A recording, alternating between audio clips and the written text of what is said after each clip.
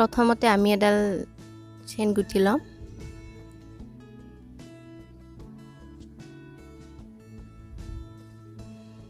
Chain কেনেকৈ গুঠা হয় মোৰ আগৰ ভিডিঅ'ত দিয়া আছে, আপোনালোকে চাই ল'ব পাৰিব।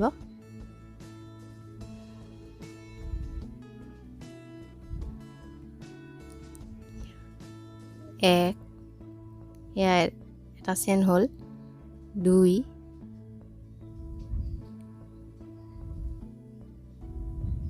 3, এনেদৰে আমি গোটেই চেইনডাল গুঠি ল'ম।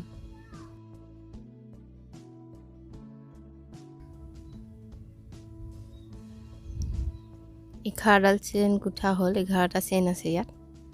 চেইনডাল গুঠা হ'ল। এতিয়া আমি ছিংগল ক্ৰোচে কেনেকৈ গুঠা হয় তাকে চাওঁ।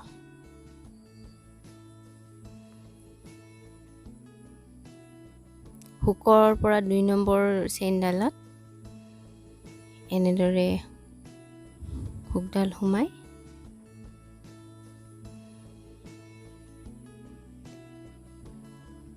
এটা ছিংগল ক্ৰোচে হ'ল। তাৰ পাছত আকৌ চেইনডাল এনেকৈ সোমাই এনেকৈ ৰছী সূতাডাল এনেকৈ টানি দিলে আৰু এটা ছিংগল ক্ৰোচে হ'ল।